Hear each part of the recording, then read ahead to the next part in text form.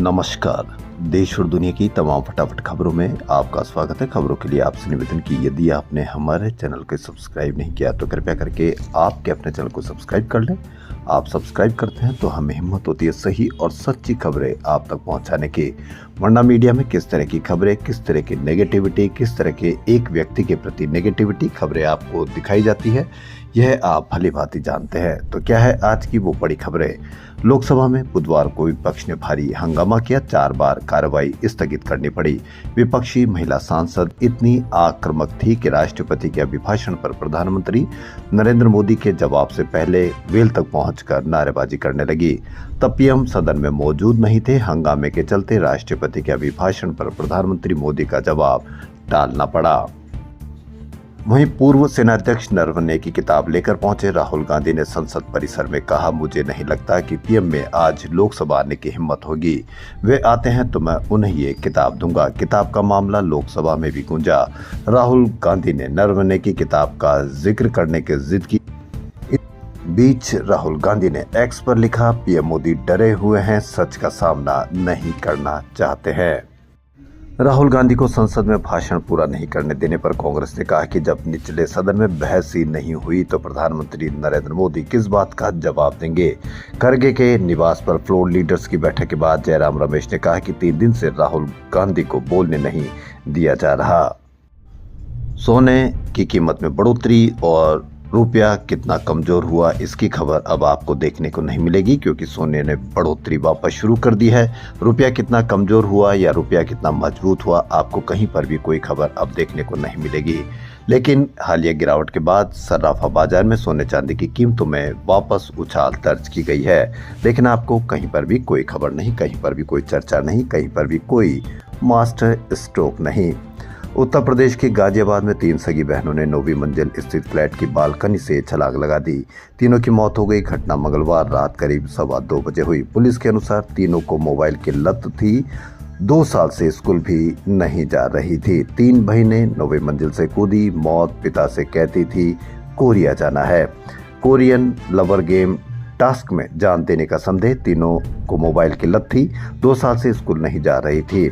इसलिए सभी से निवेदन है कि अपने बच्चों को मोबाइल से दूर रखें ताकि व्हाट्सएप यूनिवर्सिटी में आने वाली झूठी खबरों पर भी वह ध्यान कम से कम लगे उनका।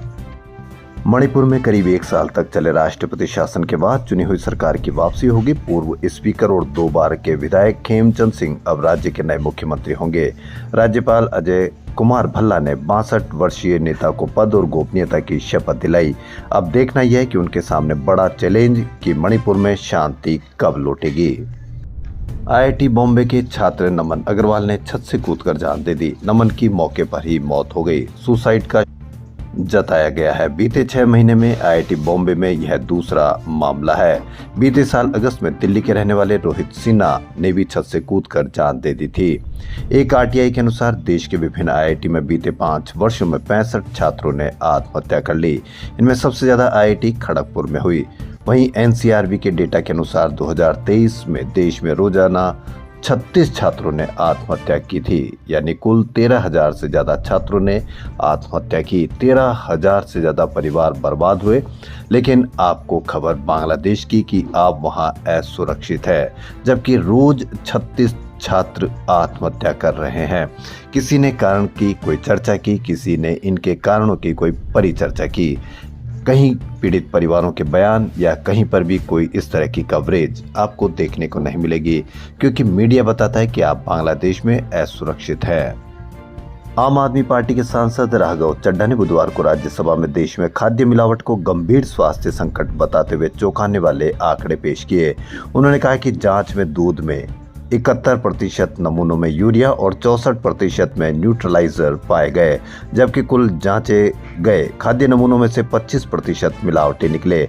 आप इससे अंदाजा लगा सकते हैं कि आप कितने असुरक्षित हैं इन मिलावटी सामानों से। लेकिन मीडिया आपको पल पल की बांग्लादेश की खबर बिल्कुल लाइव क्रिकेट स्कोर की तरह, क्योंकि वह जानता है कि आपके खून में उबाल होना चाहिए।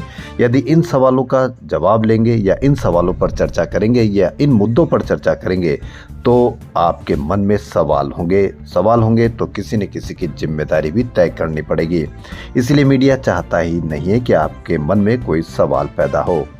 वहीं महाराणा प्रताप इंजीनियरिंग कॉलेज कानपुर में मनदाना में देर से आने पर प्रोफेसर्स द्वारा मारपीट का आरोप लगाते हुए छात्रों ने बुधवार को प्रदर्शन किया। छात्रों के विरोध के बाद कॉलेज प्रशासन ने 2 आरोपी प्रोफेसरों को सस्पेंड कर दिया। ब्रिटेन की सिविल एविएशन अथॉरिटी ने एयर इंडिया से उसके बोइंग 787 ड्रीम लाइनर विमान से जुड़ी सुरक्षा पर कड़ा स्पष्टीकरण मांगा है। विमान रविवार को लंदन से भारत आया था और यहां पहुंचने के बाद सुरक्षा जांच के लिए ग्राउंड कर दिया गया था। पायलट ने लैंडिंग के दौरान फ्यूल कंट्रोल स्विच में संभावित खराबी की सूचना दी थी। ब्रिटिश नियामक ने एयर इंडिया को लिखे पत्र में पूछा कि जब ईंधन नियंत्रण स्विच में समस्या देखी गई थी तो विमान को लंदन से उड़ान भरने की अनुमति कैसे दी गई। CAA ने कहा कि यदि 1 सप्ताह में संतोषजनक जवाब नहीं मिला तो एयर इंडिया और उसके पूरे बोइंग 787 बेड़े के खिलाफ नियामकीय कार्रवाई की जा सकती है। देश और दुनिया की तमाम फटाफट खबरों में फिलहाल इतना ही। धन्यवाद।